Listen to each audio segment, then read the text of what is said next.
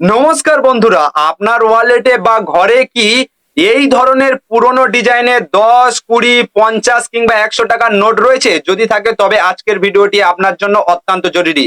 বেশ কয়েকদিন ধরে সোশ্যাল মিডিয়ায়, বিশেষ করে হোয়াটসঅ্যাপ গ্রুপগুলোতে একটা খবর দাবানলের মতো ছড়াচ্ছে।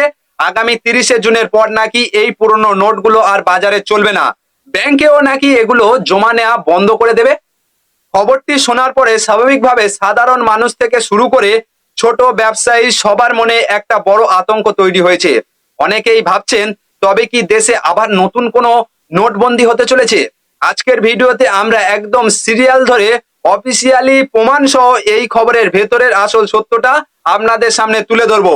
পুরো বিষয়টি বুঝতে ভিডিওটি স্কিপ না করে শেষ পর্যন্ত দেখুন। চলুন প্রথমে ক্রমানুসারে বোঝা যাক যে এই গুজবের সূত্রপাত ঠিক কোথা থেকে হলো। ভাইরাল হওয়া খবরগুলোতে দাবি করা হচ্ছে যে নির্দিষ্ট কিছু ব্যাংক 2026 সালের 30শে জুনের পর থেকে আর কোনো পুরনো ডিজাইনের বা 2025 সালের আগের নোট গ্রহণ করবে না। এই পোস্টগুলোর নিচে শত শত মানুষ কমেন্ট করছেন, শেয়ার করছেন, আর সেই সুযোগে কিছু পেজ বা চ্যানেল একে মিনি নোটবন্দি বলে প্রচার করে সাধারণ মানুষের মনে বিভ্রান্তি আরো বাড়িয়ে দিচ্ছে। কিন্তু সত্যি কি কোনো ব্যাংক এই নিয়ম করেছে? চলুন পরের পর্বে অফিসিয়াল প্রমাণ সহ সেটিও দেখে নেওয়া যাক। বন্ধুরা, এবারে সরাসরি চলে আসি আসল সত্যিতে। আপনাদের একদম পরিষ্কার ভাষায় আশ্বস্ত করে জানিয়ে দিই, এই দাবিটি সম্পূর্ণ ভিত্তিহীন এবং এটি একটি সাজানো গুজব। আপনারা স্ক্রিনে যে অফিসিয়াল রিপোর্টটি দেখতে পাচ্ছেন সেখানে পরিষ্কার উল্লেখ করা হয়েছে যে ভারতীয় রিজার্ভ ব্যাংক বা আরবিআই এবং অন্যান্য বাণিজ্যিক ব্যাংক কর্তৃপক্ষ এই দাবিটিকে সম্পূর্ণ প্রত্যাখ্যান করেছে এবং একে মিথ্যা বলে প্রমাণিত করেছে। অর্থাৎ সরকারের পক্ষ থেকে বা আরবিআই এর পক্ষ থেকে এমন কোনো নির্দেশিকা জারি করা হয়নি যাতে আপনার পকেটের টাকা কাগজ হয়ে যাবে। আপনাদের আরো নিশ্চিত করতে আমি গুগলের অফিসিয়াল এআই ওভারভিউ এর একটি ইংরেজি রিপোর্ট দেখাচ্ছি। এখানে আরবিআই এবং বিশ্বস্ত নিউজ পোর্টাল যেমন এনডিভিটির সূত্র ধরে কয়েকটি অত্যন্ত গুরুত্বপূর্ণ পয়েন্ট বলা হয়েছে। লিগাল টেন্ডার, বৈধ মুদ্রা, 2025 সালের আগের নোটগুলো এখনো সম্পূর্ণ বৈধ এবং দৈনন্দিন লেনদেনের জন্য ব্যবহার করা যাবে। নো ডেডলাইন, কোনো সময়সীমা নেই। এই নোটগুলোর বাজার থেকে তুলে নেয়ার বা খরচ করার কোনো অফিসিয়াল ডেডলাইন বা শেষ সময়সীমা সরকার বেঁধে দেয়নি। অর্থাৎ অফিসিয়ালি এই নোটগুলো বন্ধ হওয়ার কোনো সম্ভাবনা নেই। তাহলে আপনাদের মনে প্রশ্ন আসতেই পারে, যদি নোট বাতিল না হয় তবে এই 30শে জুনের ডেডলাইনের কথা হঠাৎ কেন উঠলো? চলুন এর পেছনে আসল রহস্যটি উন্মোচন করি। রিজার্ভ ব্যাংকের একটি স্থায়ী নীতি বা পলিসি রয়েছে যাকে বলা হয় ক্লিন নোট পলিসি। স্ক্রিনে দেখুন, সেখানে পরিষ্কার লেখা আছে এই বিভ্রান্তির মূল কারণ হলো 2014 সাল থেকে 2015 সালে আরবিআই এর একটি পুরনো উদ্যোগ।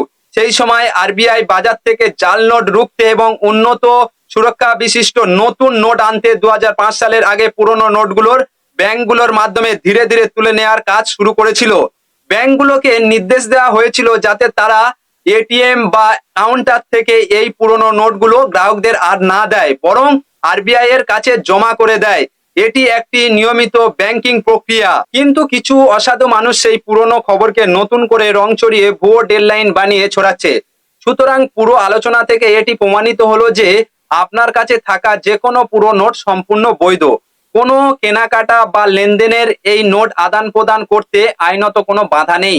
এরপরেও যদি আপনি মানসিক শান্তিতে থাকতে চান তবে কোনো তাড়াহুড়ো না করে আপনার সুবিধাজনক সময়ে যে কোনো ব্যাংকে গিয়ে এগুলো অনায়াসে বদলে নিতে পারেন বা নিজের অ্যাকাউন্টে জমা করতে পারেন। তবে ডিজিটাল যুগে বাস করে আমাদের আরো একটা বিষয়ে সচেতন হতে হবে, তা হলো তথ্য যাচাই করা।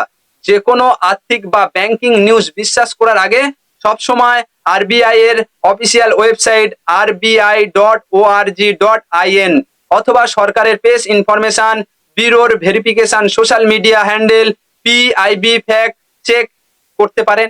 কোনো ফরওয়ার্ডেড হোয়াটসঅ্যাপ মেসেজ দেখে হুট করে আতঙ্কিত হবেন না এবং শেয়ারও করবেন না।